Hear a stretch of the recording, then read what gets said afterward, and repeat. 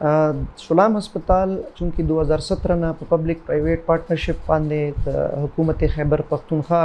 د فند په تعاون سره لګیا دي مریضانو ته سہولیات ورکړي د هسپتال کې موږ سره سپیشلیسټان چې کوم دي نو هغه میډیکل سرجیکل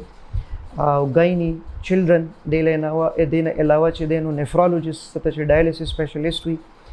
او ډینټل سرجن دا موجود دي زموږ سره اپریشن تھیټر لیبر روم د مردانه زنانه دواړو مریضانو د داخلي لپاره واډونه او د ماشومان کم چې پیدایشي او هغه ته د نرسري کیر ضرورت وي نو هغه موږ سره 8 بیډ انکیوبیټر شته دی 24 غنټې زموږه ایمرجنسي سرویسز لیبر روم سرویسز دا زموږ بحال وي په دې کې هم وخت زموږ ډاکټران موجود وي کم مریضان چې دلته ایمرجنسي ترازي هغه ته ادویات هم مفت ملاويږي او دینه علاوه چې کم مریض داخل شي کاغه د ډیلیوري د پاره کې د اپریشن د پاره وي کله نور څه بیماری سره وي نو هغه ټیسټونه او دغه د علاج معالجې چې څومره اخراجات دي هغه هسپتال برداشت کوي 2017 نه 2022 پورې هسپتال ډېر بهترین انداز سره او چلیدو خو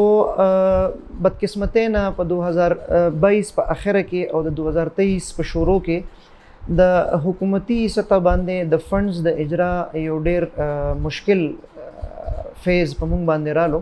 چې په هغې کې یوازې شولام هسپتال نه په صوبه کې چې څومره په پبلک پرایویټ پارټنرشپ باندې هسپتالونه فعال دي چې هغه په مختلف سیمو کې دي باجوړ کې په نارت وزیرستان کې په کورمه کې دي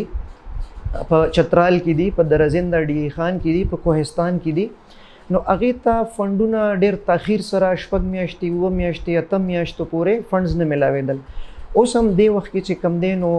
زموږ فند جون 30 کلوز هم شو خو د 13 کال فند اجرا ونه شوه چې د هغې سره د هسپتال سرویسز ډېر زیات متاثر شو مریضانو ته سهولتونه هم کم شو زموږ نه سپیشلیسټان هم لاړل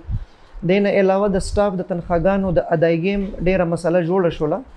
اوس یو 2 میاشتو نه لږ غوندې 3 میاشتو نه حالات رو په معمول باندې یعنی لګ فندونه جاری شو کم د 2017 نه دا هسپتال مونږ ټیک اوور کوو هغه کې د ټولو نه غټه خبره دا و چې د سکیورټي تنظیم د آرمی سره وو وخت کې موجوده وخت کې زموږ چې کم د گیټ انټرنس ته په هغه باندې پولیس هم شته او آرمی هم شته او باقی د هسپتال چې څومره اندرونی بیرونی سکیورټي تنظیم دی هغه د پاکستان آرمی سره دی او د غي پورا یو سکواډ دلته 24 غنټې دستیاب وي نو د هغې موجودګي زموږ د سټاف سره زموږ د نورو خلکو چې کوم د بهر نه دلته خدماتو لراځي نو د هغوی دپاره د اطمینان یو باعث وي چې یاره مونږه سکیورټي چې دا هغه د آرمی په لاس کې ده نو یقیني ده چې زموږ ته به داسې څه مشکلات نه وي